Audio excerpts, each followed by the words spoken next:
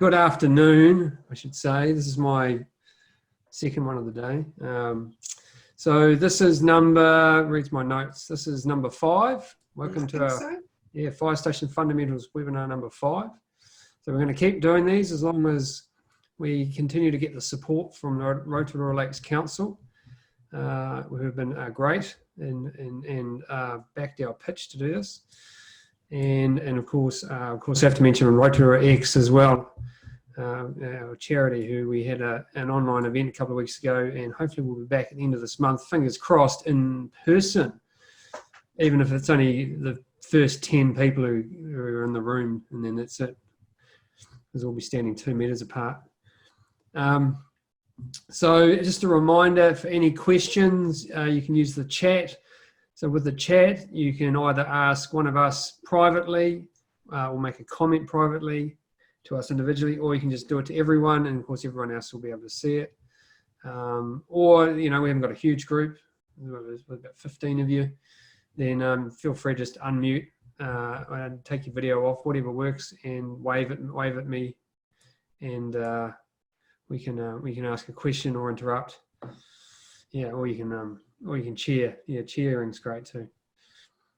What else do we need to know? I think that's probably it. Really, most of you are probably getting familiar with Zoom now, hopefully.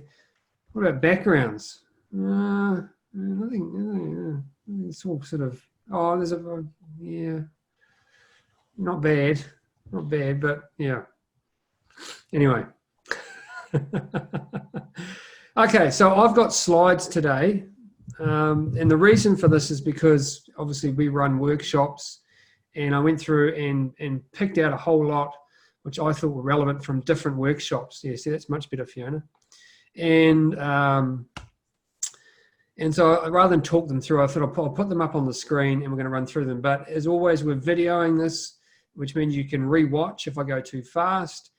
And obviously we can share this with others who haven't made it as well. So there's a lot of slides.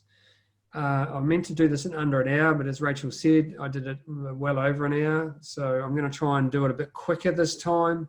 I've cut 2 slides, and I don't know if that'll make a huge difference, but we'll see how we go. So now just bear with me while I,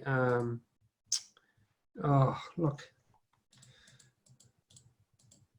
Having technology issues again. No, it's because I did something with my monitors, and so they're backwards at the moment.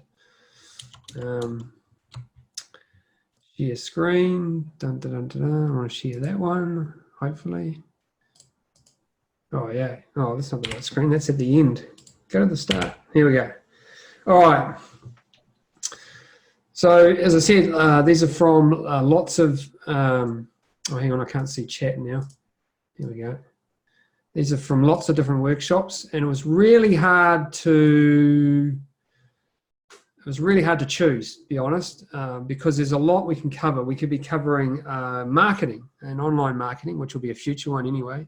We could be talking about sales strategies, CRMs and things. You know, there's lots of ways you can grow your revenue. But what I thought we would focus on today in particular was really around innovation, creating new products and services, validating those in the marketplace, a little bit on just a hint of pricing, a little bit on costing, and then also some kind of foundational elements and just some key things that I think everybody should have. But look, I'll just dive in, and hopefully my voice doesn't give out. So go. Here we go. So what I do is, anyone who doesn't know who Firestation is and what we do, I just sort of introduce us quickly. As it says there, we are the only business growth centre in the Central North Island. And in that regard, we have a number of coaches and facilitators delivering programs and one-on-one coaching in most towns, pretty much. We have a vision and a purpose. Now, I put these in because I think they are essential for any organisation. You must have an up-to-date, inspirational vision and a purpose that really connects with your people. And I think right now is a good time to be revisiting these things amongst other things. You know, for our businesses kind of need a reset, and this is a good opportunity to potentially do that. In addition, you also need to make sure that you know your values and you're living them every day.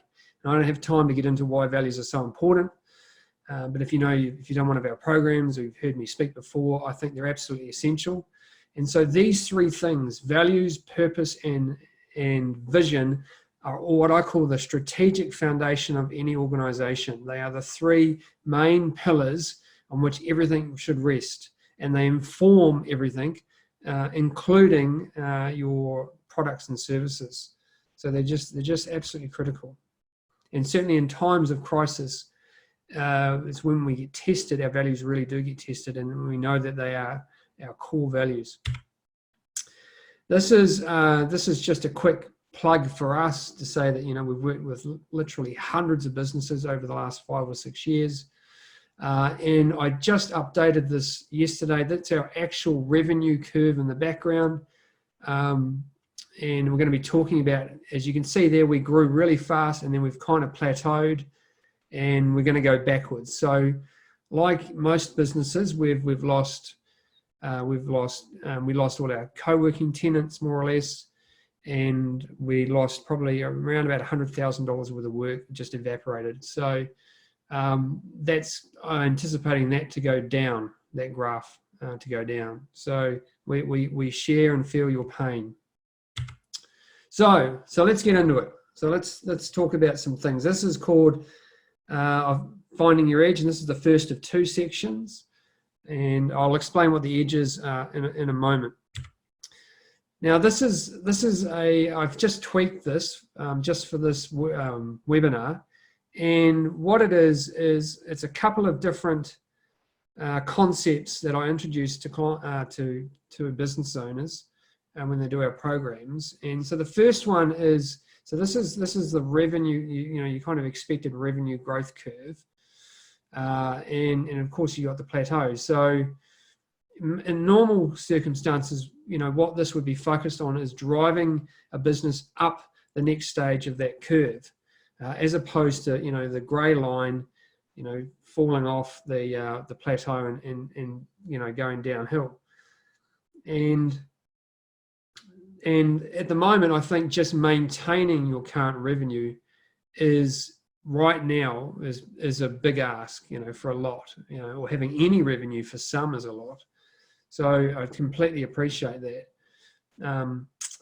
But the interesting thing about this is that when in normal times, when you are climbing that first part and you are growing fast, you may get a feeling you're about to plateau, but because you're so busy and you're so flat out and you're strung across too many things, you don't really have time to sit back and say, okay, if we are plateauing, how do we inject it? So what's the catalyst for the next stage of our growth? And that's where the danger starts, is that when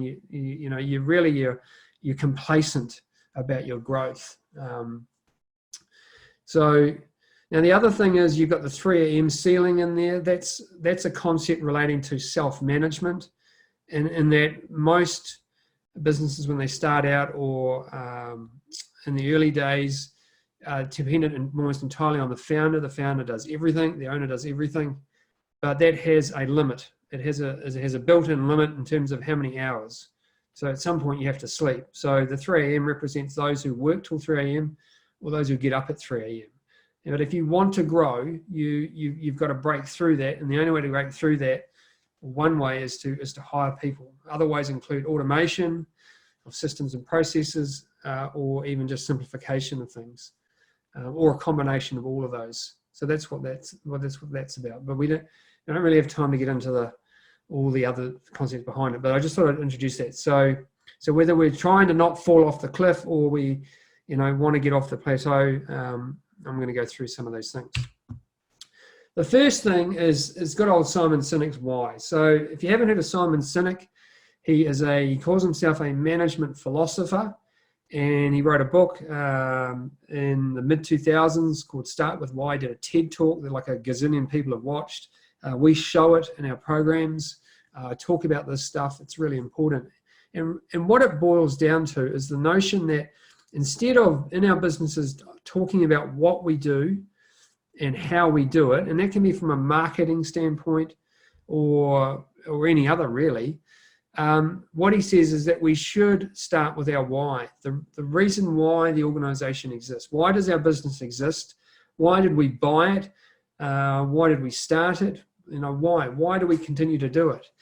And that's really important because it comes back to our motivation at the end of the day. And if we forget our why, then we're going to lack that connection with our motivation. And right now is a good time to sit back and ask yourself, why is it? Why, it could be I started a childcare because I love children. And then the question is, well, how much time do you spend with children? I started a gym because I love taking spin classes. When was the last time you took a spin class? It's all of those things wrapped up. There's no way I could have our business grow and not continue to do this because, being stuck doing all the admin and all the running of the business, is not much fun, really. We start these things and we run these things and we buy into these things for a reason. It's because it's part of it we really enjoy. The other thing we can do is a good old SWOT analysis. Obviously, this is a core component of most business planning or even strategic planning. And it's in particularly the strengths section I want to focus on for a second. Now, there's some research that suggests that when we focus our resources on improving our businesses, we get more bang for our buck in our strengths than our weaknesses. It doesn't mean you ignore the weaknesses because there's a risk that those could turn into a systemic threat to our business, but it does mean that once they're shored up, then we should focus on our strengths. And it's our strengths the strengths that are unique that are our points of difference. And just because we're good at something doesn't mean our customers are going to buy from us for that. They'll be buying for specific things, and particularly specific things that strengths that your competition doesn't have. So one of the best things to do is to ask our customers why they buy from us, what it is that makes us unique, what do they think we're really good at. And I tell you what, it's an eye-opening exercise whenever you do it, because often what we think are our strengths and reasons why people buy from us is completely different than why our customers actually do.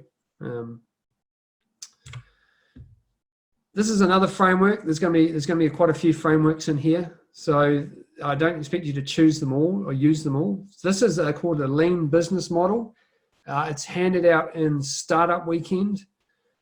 Startup Weekend is 54 hours of, you turn up with an idea for a business on a Friday night, and by Sunday you're pitching that to a panel of judges. And in between, you've refined it, you've written a plan, you've validated the market, you've built a prototype maybe. So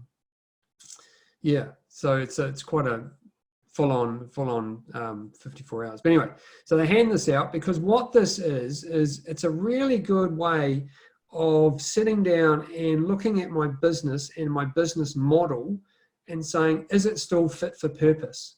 And I know it's really hard to read the words on the screen, so you can just Google business model canvas and you find the website and you just enter your email and they'll send it to you, or use Google Image and you'll find a version of this.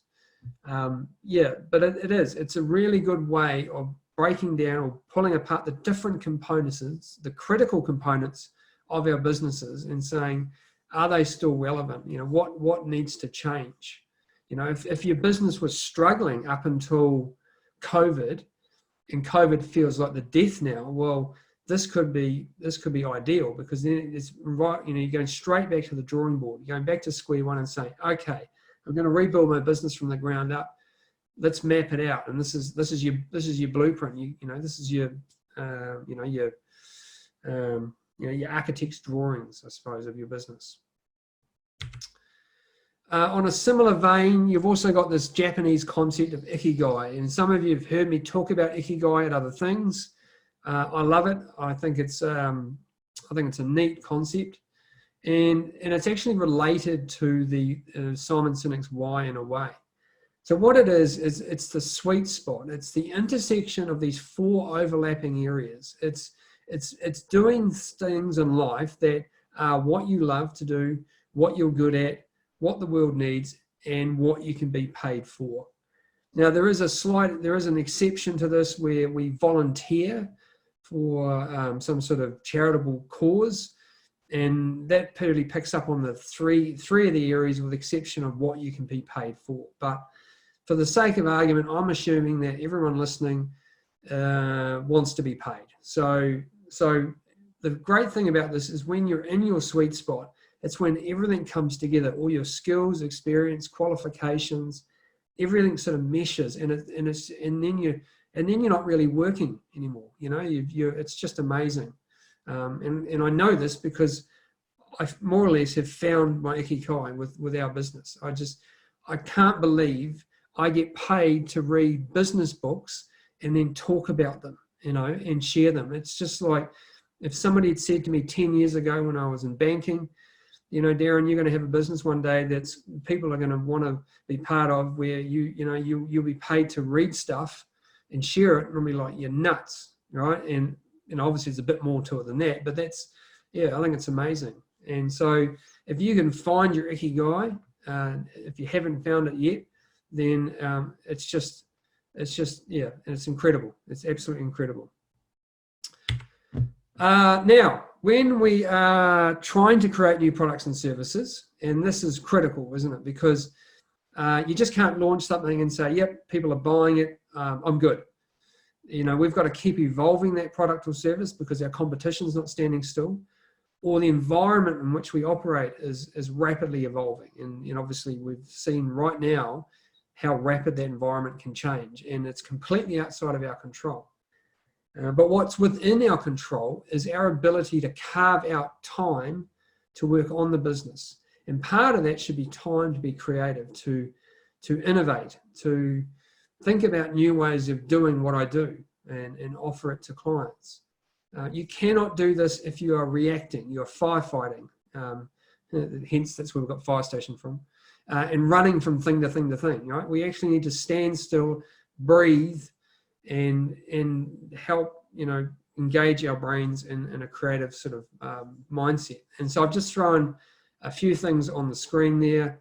And this is a condensed. I've actually got another 2 of these, but I like some of these. And really, what's one I want a couple of them to pick on? So a couple of them is obviously activities, really good.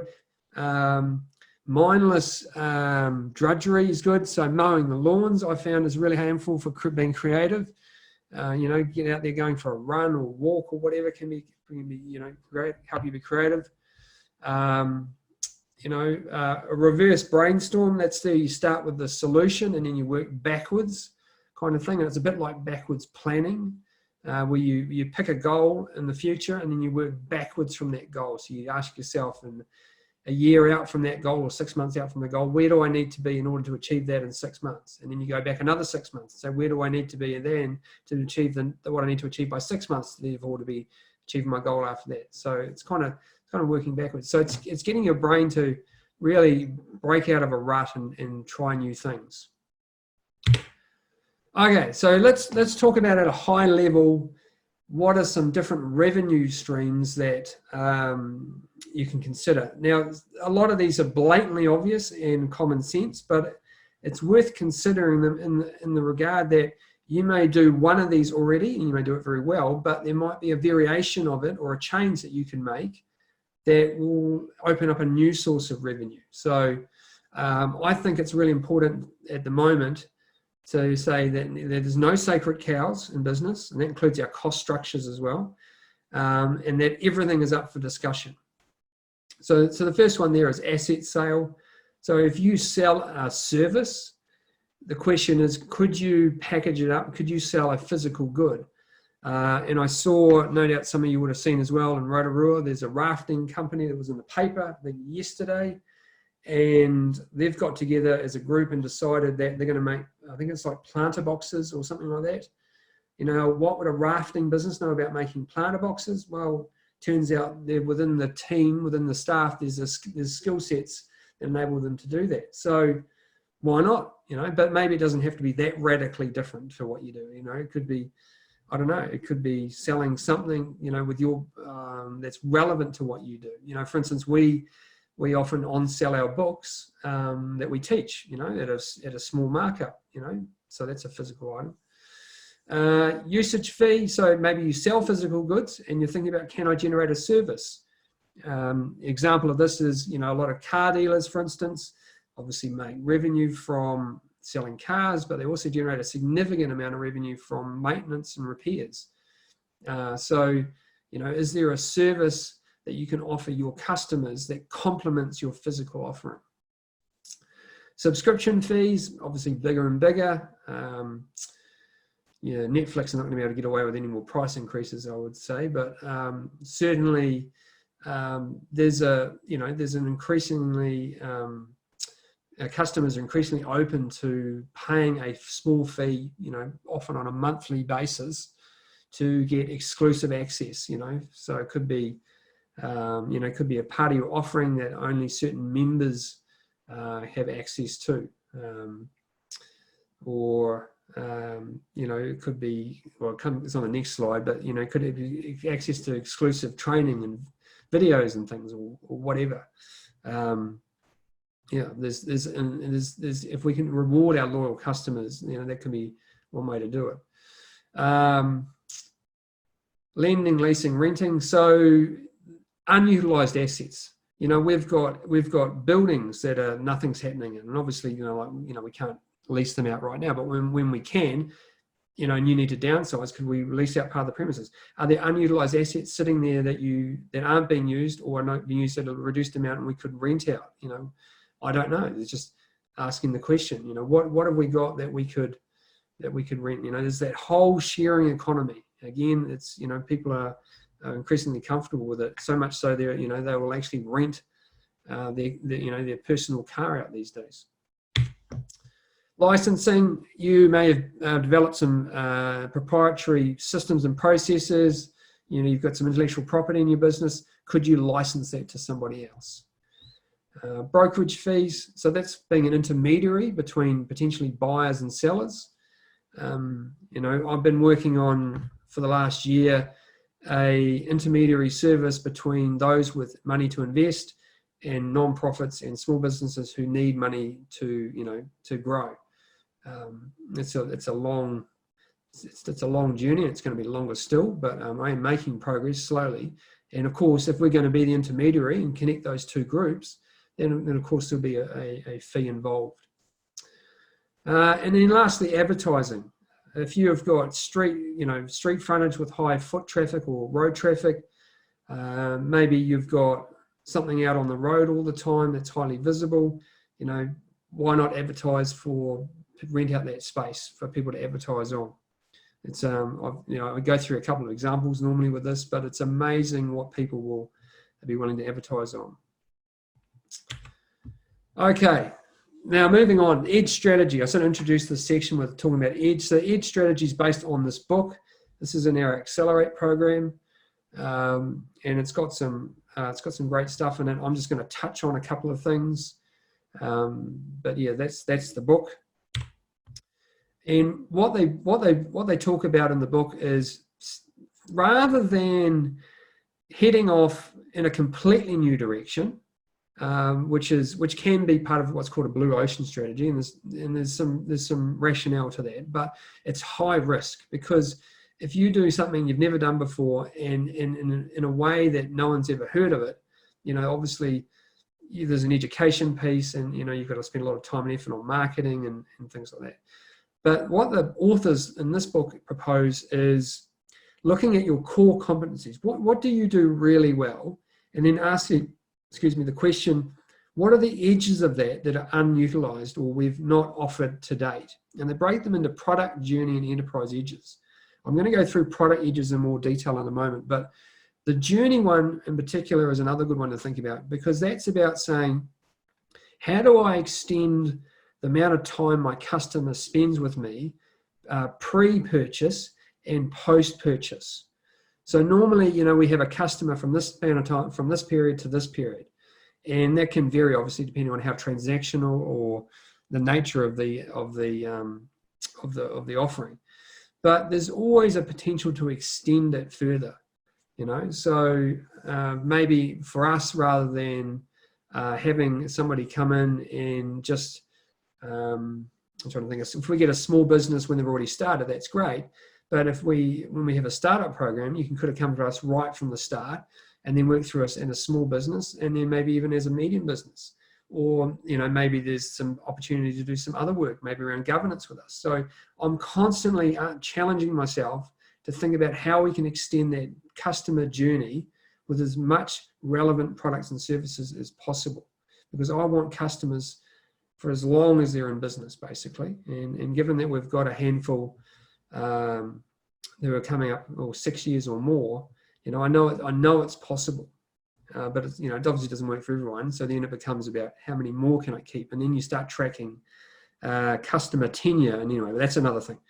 Enterprise edges is about do we generate something within the business we could repackage and sell, but as a byproduct. So it could be a waste stream. It could be we capture data, we can anonymize it and on-sell it. There's a few different things. Anyway, I want to talk about product edges because that's the easiest. So convenience. What can I do to make my offering more convenient to my customer? And the example there is prepaid petrol, when you return your rental car. Comfort. Can I do anything to improve the enjoyability of what I do for a customer? These are all with a, how can I price, how can I generate revenue from this? My example there about Air New Zealand needs to change, obviously. And then there's pain points. Inevitably, when everyone purchases from us, there's a process they follow, and it doesn't matter if it's online, offline, or a hybrid of the two. There's parts we make it more difficult than it really needs to be for customers. And so if we can ask our customers, where are the pain points in the purchase process, and we remove them or smooth them off, it's going to make a big difference to our customers. Particularly if we can package that up as another part of our offering, like for instance, getting groceries delivered or click and collect. Is there anything I can do to reduce anxiety, with an extended warranty or after sales service, something like that? And people are prepared to pay, particularly if they're spending a lot of money. Passion. At the moment, it's very hard to offer somebody a real world experience. But when we can, there's and we have an experiential offering, can we enhance it in some way? What can we offer to extend it? So it's the old, VIP type, tents at the sport and, cricket and things like that. Someone just commented, Francis commented, with Air New Zealand, you now get 3 seat spaces at least. Well, that is true. That is true. But I suppose that only helps if you can extend your legs out sideways. And then the last one is knowledge. Now, I actually think this is one of the most powerful things, is that we have a lot of expertise in what we do. And that's a big reason why people come to us. And so I'm talking in general, not just our business. So if you can teach things to your customers, train them, that can make a huge point of difference. But particularly if you can, if you can charge for that privilege. And I was talking to, for instance, with a florist in Taupo about maybe she's going to launch a floristry type school online where people can do training on, flower arranging or making dried flowers and things. I mean, yes, you can still go and buy these things, but, people love to learn. Just before this thing broke out, I was at the Pig and Whistle with Rachel, and we paid for the privilege to sit there and paint, or for me, paint badly, at one of these wine and paint evenings. So, I'm not going to show you my image, maybe. Anyway. All right, so that's kind of the first section. How am I going for time? Not too bad. Okay. Now this one we're going to get into a bit more around how do we innovate. So once we're coming up with new ideas, what do we do with them, basically? So one of the go-to books in this area, and obviously I like books, but you can always get these in audio books as well, is The Lean Startup. And this was written by an engineer, so he's quite methodical. but it is kind of the Bible on some of this stuff. In this book, he talks about the feedback loop, as you can see on your screen there. And the way this works is you have an idea or an epiphany, you build a solution, you launch it to market, and there's something called MVP, but that's a slide coming up. I'll talk about that in a moment. So you launch your solution. Now this is where it starts getting important. You measure the impact, right? So not just revenue. And obviously people purchasing and revenue is a measure, obviously. But the idea is he talks about in the book the same concept called innovation accounting, where we're capturing data and metrics that unequivocally tell you whether or not people are buying it at a greater rate. You know, you've got accelerating growth, and they're spreading the word about your product or service. And then based on that data, and it can be things like, customer satisfaction using something like a Net Promoter Score. It can be social media metrics, like obviously like followers, retweets, or, I don't know. There's a number of units shipped. I mean, it could be warranties accessed. I mean, there's this range of data that we have available. And based on that, we learn from it and we evolve our offering and we change the idea and we build the new solution and we launch it again. And so instead of this concept that we have a new product or service and we launch it and people are buying and we're done and we can go, I can rest now, it suggests, in fact, that it's an infinite loop. We're constantly changing and evolving what we offer, and we're constantly we're constantly introducing new things to market all the time. And if we're doing that, then one of the objectives is to minimize the total time through the loop, because the faster we can move through that loop, the faster we can get changes to market, the faster we're going to grow, and the longer you're going to stay ahead of your competition. Anyway, so there's a lot more to the lean startup, but that's kind of one of the real central concepts to it. Now, the other book that's linked nicely with this is the Innovators method. And as he says there on the cover, bringing the lean startup into your organization. So I really like how these books reference each other and they build on each other's methodology. So in this book, it goes into a lot of detail around this 4-stage or 5-stage. You have an insight, you qualify the problem, build a solution, wrap a business model around it when you've validated it, and scale it. But the thing I want to just touch on today is the MVP, or the minimum viable product. So this is the thing that you can create with the least amount of time, energy, cost, and resources that enables your customer to say yes.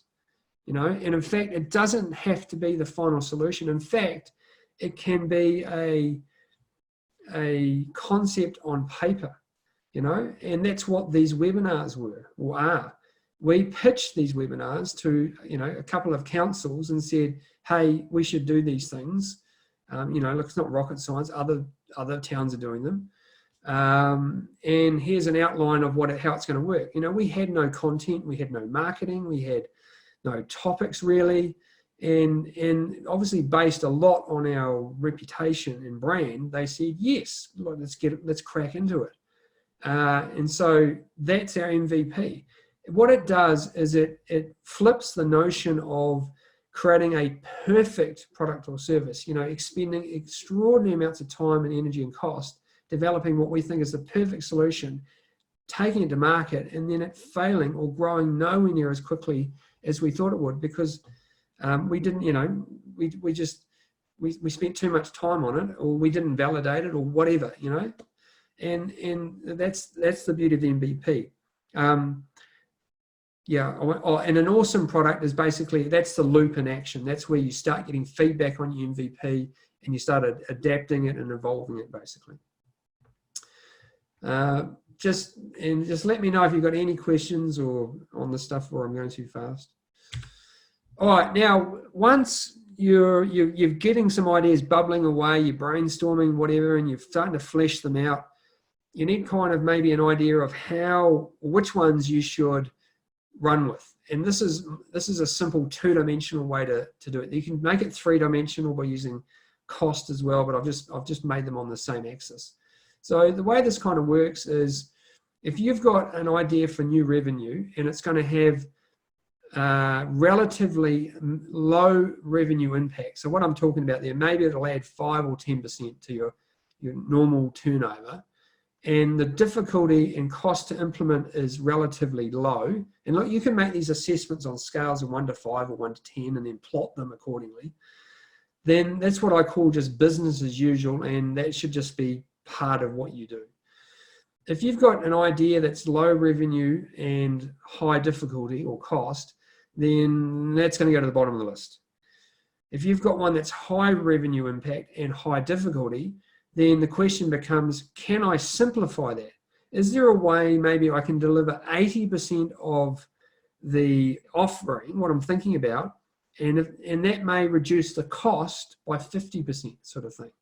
You know, it might be there's a simplified way, and that's one of the things I think is really important about, you know, the process up to this point, and that we shouldn't ever say it's too costly or it's too difficult to do that, therefore I'm disregarding it. You know, because there may be a way of delivering it in a simplified manner that then is possible to generate revenue.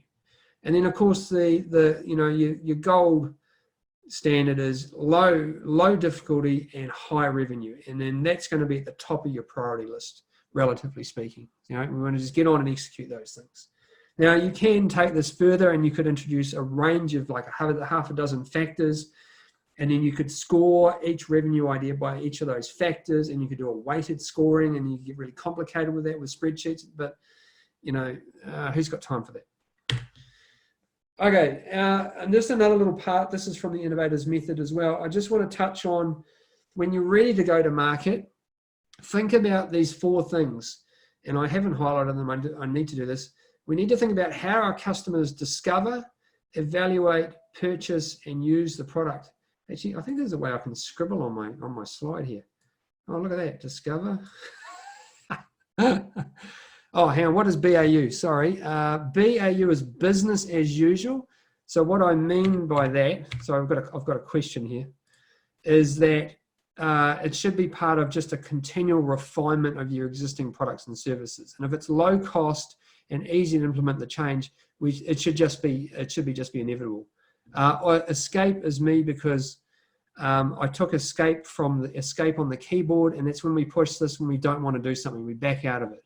That's where the escape comes from. Sorry, I should have explained that. That's because my first business when I was 19 was building computers. Anyway, so discover, how are my customers going to find out about it? There's no point if I've got something if they can't find out about it.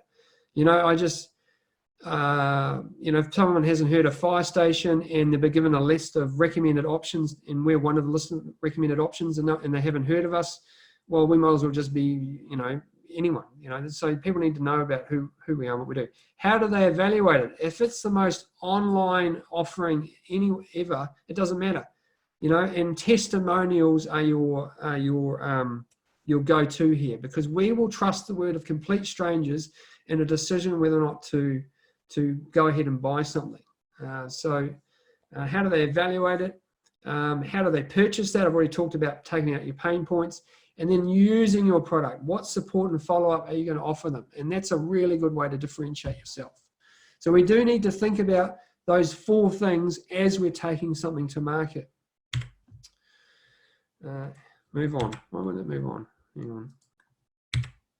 Go. There we go. Okay. Oh. My circles are on the... Hang on. Oh, there we go. Escape. Sorry. Okay. So this is a validation methodology. I'm not going to spend a lot of time on this. You can go to validationboard.com and download it, and we'll use the Mr. Googly, as the dog says.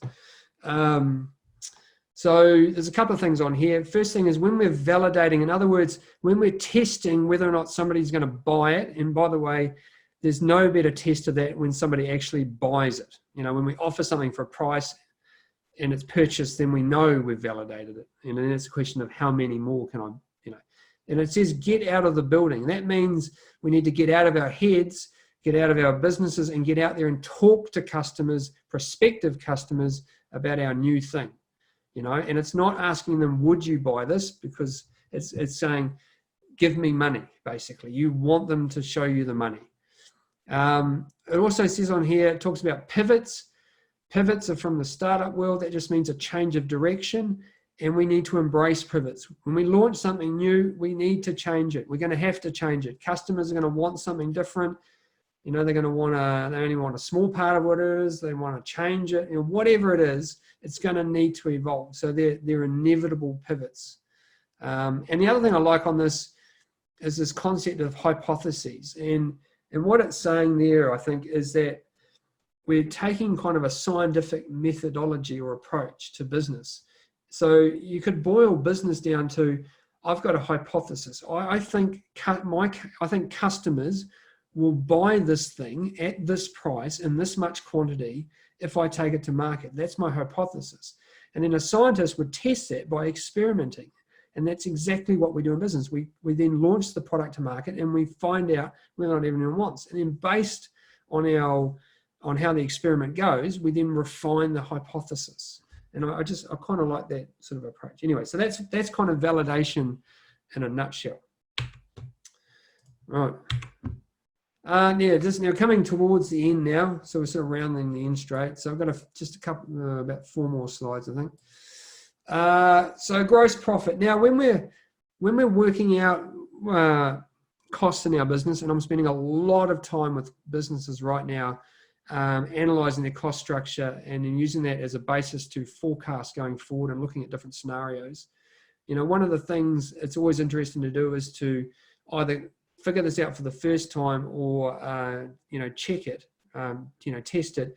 Is my margin on my business? So in other words, how much money do I have left after I pay for my cost of sales, right? So I've got revenue, then cost of sales, and then I've got gross profit. And gross profit, I need enough to more than cover my overheads.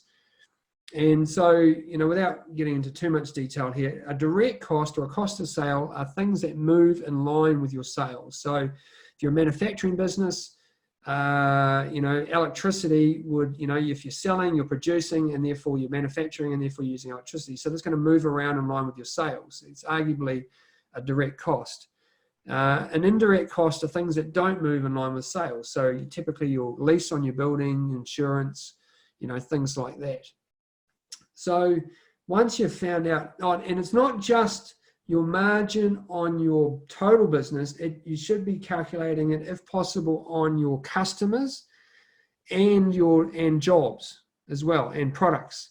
So, I'm working with a scaffolding business at the moment. They do this really, highly, really well done quoting, but they also need to assess afterwards, pretty much all their costs is labor. How many guys did I have on that job? How long were I on that job? How productive were they? So how much money, what was my actual margin on that job when it was finished compared with how I quoted, sort of thing.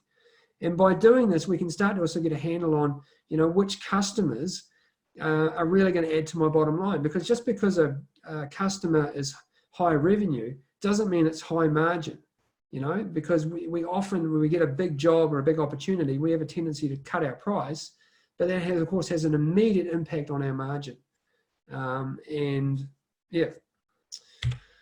Break even. Once you've figured out your margin, you can work out your break even, and that can be for your business as a total. And basically you just take your overheads and you divide it by your margin. So that'll tell you, if you then divide that by months or weeks or days, that can even tell you how much sales you need per day, per week, per month, just to cover your fixed costs, your overheads.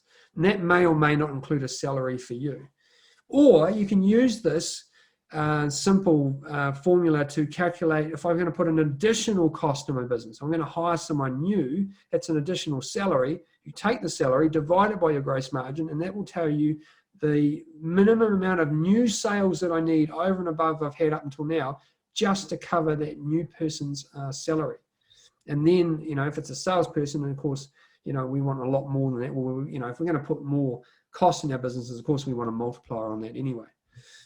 Yeah, so that's why that can be helpful. Then just in terms of pricing, so this is from a whole workshop we do called the psychology of pricing, and there's a couple of things in here. One is what is my cost to acquire and what is my cost to serve? So in other words, cost to acquire is what are the hidden costs to win a new customer? So if you're if you're providing demonstration equipment to people, then obviously having that equipment and having to fix that equipment is comes with a cost. Time. It takes time to win a customer. If somebody rings me and says I want business coaching, I've got to spend time on the phone. I've got to then send them a proposal. There might be a follow-up meeting. That all has time, but we never really explicitly quantify that and then work that out as a cost.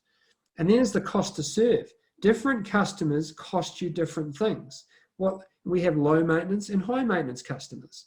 They may buy exactly the same thing from me, but one sucks a lot of time and energy and headspace, and others just is a joy to be with. So we should quantify those costs, because when we do, what you can end up with when you start looking at all the costs is that we may actually be selling at a negative margin. In other words, at our free or low cost part of our businesses, if we have a free or low entry level package, it costs us to provide that. And what they've found is that if you ditch these things, you ditch the entry level, that your margin actually rises, your profits rise, and you actually have more time because you're not servicing the low end, which is we often churn a lot too. And also there's something called enticement discounting. That's where we give away to win the overall business, and we're not Sanitarium.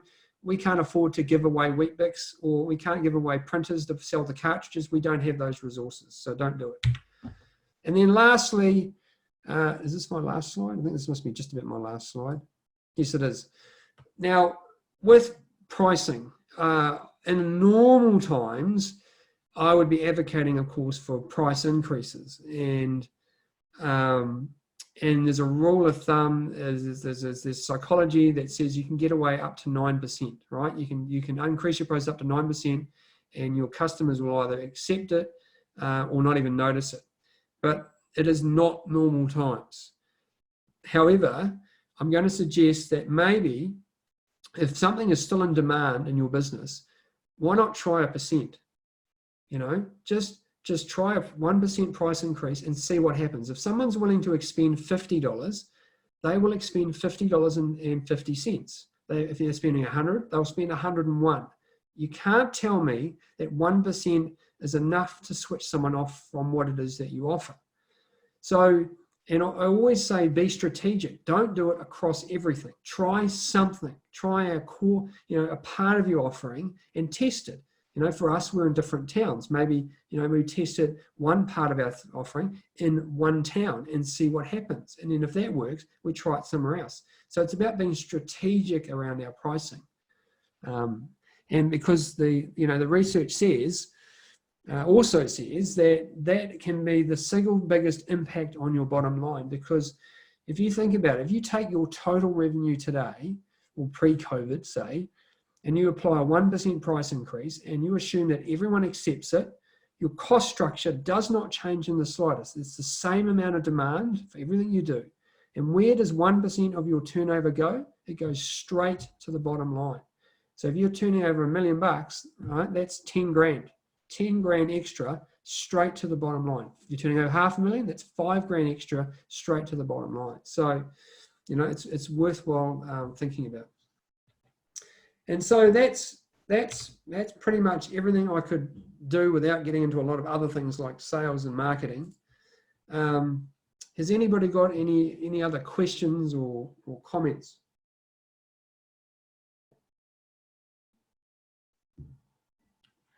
Or are you all kind of like, oh my God, Darren? Oh my God, Darren. That's from Deb. Hey, just I did give you a thumbs up during that. I don't know if you saw my little reaction, but Like you, I've been in this town a long time, and I've seen a lot of businesses come and go from a banking perspective, financial advising perspective. And now I'm at the sticky end of finding youth employment opportunities here in town, which just kind of got annihilated with the COVID-19 lockdown.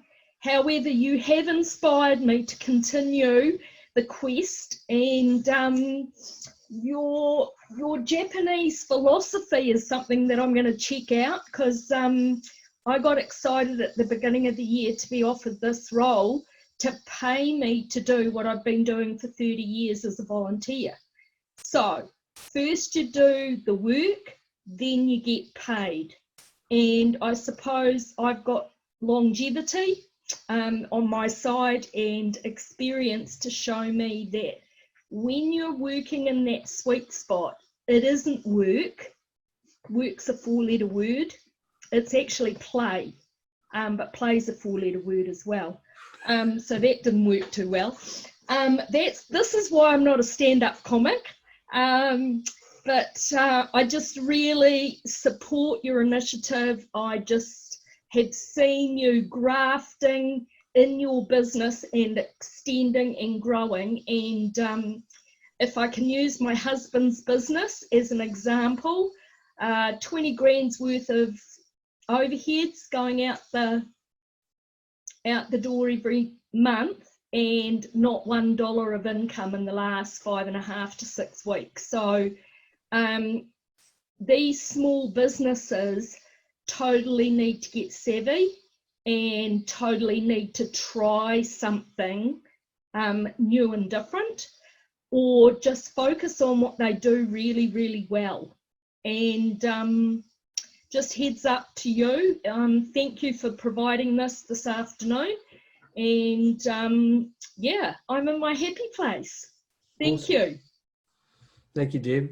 Yeah, so one of my observations, and I've started to sort of share this, is kind of, you could probably put business owners into one of three groups. You've got those with their head firmly buried in the sand, and perhaps their businesses were struggling pre this, and were on their knees, and this is kind of the final death knell potentially for them, and they just refuse to deal with the reality in front of them. You got those who think that once we get back to level 2 or even 1, that I can just resume doing what I was always doing, and it's going to be subdued and it's probably going to be a bit of a downturn, but I don't need to change. And then you've got the last lot, and I think anyone listening on this is probably in this camp, is the ones that are saying, no, look, my business might be completely devastated, it might be severely affected, but know what? It's an opportunity. It's either given me the foot in the pants to change because I needed to change, or I'm being forced to change anyway, and so I might as well just get on with it. And you know what? I want to come out of this differently. I want to come out of this stronger. I want to come out of this better.